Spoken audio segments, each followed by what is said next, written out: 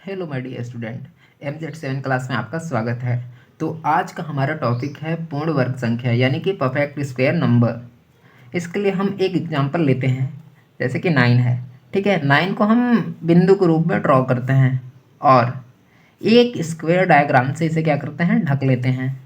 अगर ये square diagram in सारे के सारे बिंदुओं को कवर कर ले रहा है, इसका मतलब ये जो नंबर्स होगा, टोटल नंबर्स होगा, वो क्या होगा, यानी कि 9 वो स्क्वायर नंबर होगा।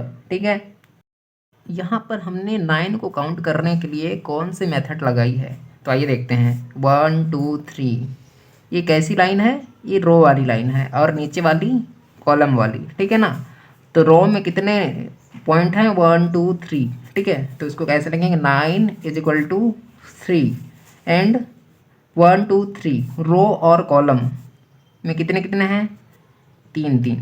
और हम यहाँ पर देख पा रहे हैं हमारा जो 3 है और यहाँ भी 3 है, ये दोनों समान हैं। ठीक है, और ये दोनों क्या हैं, एक पूर्ण संख्या हैं। तो इस प्रकार का कॉम्बिनेशन अगर बनता है कि किसी भी नंबर्स की जो गुणनखंड होते हैं वो कैसे होते हैं, पूर्ण संख्या होते हैं और दोनों क्या होते हैं, समान होते हैं, तब इनसे बनने वाला जो नंबर्स होता है वह नंबर पूर्ण वर्ग संख्या होता है। जैसे कि अगर मैं यहाँ पर मानता हूँ 16। ठीक है, तो 16 को हम 4 × 4 लिख सकते हैं। 4 क्या है, पूर्ण संख्या है और ये भी 4 पूर्ण संख्या है और दोनों क्या हैं, एक दूसरे के बराबर हैं। तो ये रहा हमारा इस बेसिक मेथड की सहायता से हम लोग छोटे नंबर्स को तो चेक कर सकते हैं कि कोई भी नंबर्स पूर्ण वर्ग संख्या है या फिर नहीं है, लेकिन जो हमारे पास बड़े नंबर्स आ जाएंगे जैसे कि 100 200 46, तो इस तरीके के नंबर को हम इस मेथड से नहीं निकाल पाएंगे। मेथड सही है, मेथड यहाँ भी अप्लाई होगा, मगर हमारे पास इतने सारे बिंदुओं को ड्रॉ करने के लिए कॉपी या फिर पेपर में जगह नहीं बच पाएगा। तो इसके लिए हम क्या करते हैं, एक अलग मेथड देखते हैं। ठीक है, तो आइए देखते हैं उसे।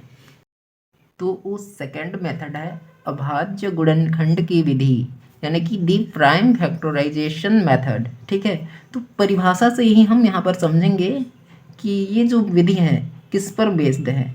ठीक है, तो पूर्ण वर्ग संख्या ऐसी संख्याएं होती हैं जिनके गुणनखंड दो पूर्ण संख्या व समान होते हैं। आप यहाँ से भी समझ सकते हैं, पर मैं यहाँ ही आपको बता देता हूँ। इसका फॉर एग्जाम्पल क्या होगा, फॉर एग्जाम्पल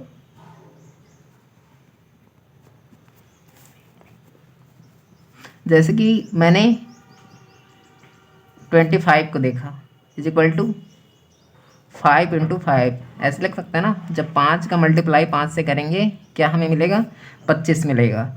तो आप देखिए ये क्या बोल रखा है कि पूर्ण वर्ग संख्या ऐसी संख्याएं होती हैं जिनके गुणनखंड दो पूर्ण संख्या व समान होते हैं। ये दोनों पूर्ण संख्या हैं और एक दूसरे के समान हैं। ठीक है, तो इसी पे बेस हम और सवाल देखते हैं। हम यहाँ पर एक नंबर्स लेते हैं जो 6 to 5 है, जो कि बहुत बड़ा क्या नंबर है। तो आप हमें बताइए, क्या 6 to 5 को हम एक बेसिक मेथड से बता सकते हैं कि ये संख्या पूर्ण वर्ग संख्या है कि नहीं है, तो नहीं।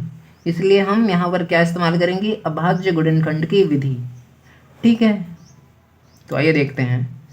इससे पहले हम क्या करते हैं, 6 to 5 इसका अभाज्य गुणनखंड निकालते हैं। तो आपको पता है कि ये 5 से जाएगा। ठीक है ना, कितना आया, 5 एकम 5 एक बार में, ये 12 हो गया, 2 बार में, और ये वाला 25 हो गया। कितने बार में, 5 बार में। पुनः ये 5 से जाएगा, 2 बार में 25 हो गया, 5 बार में, और यह पुनः 5 से ही जाएगा 5 बार, और ये भी कितने बार, 1 बार। ठीक है, तो हम 625 को कुछ इस प्रकार से लिख सकते हैं, 6 to 5 = 5 इंटू 5 इंटू 5 इंटू 5। ये जो नंबर्स हैं वो इस नंबर्स के क्या हैं, अभाज्य गुणनखंड हैं। ठीक है, तो आइए हम देखते हैं, अगर इसे और इसे हम मल्टीप्लाई कर दें तो क्या आएगा, 25 मल्टीप्लाई 25।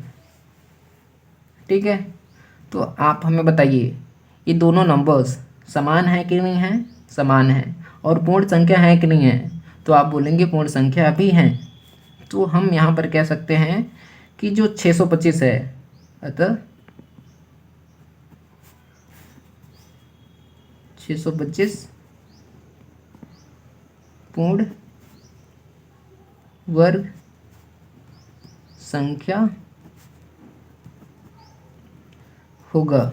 हमें यहाँ से ही जान जाना है कि अगर जितने भी नंबर्स हैं उनके पेयरिंग बन रहे हैं तो हम क्या बोलेंगे कि वो नंबर्स क्या है, पूर्ण वर्ग संख्या है, यानी कि परफेक्ट स्क्वायर नंबर है। हमें यहाँ ऐसे करने की आवश्यकता नहीं होगी। धन्यवाद।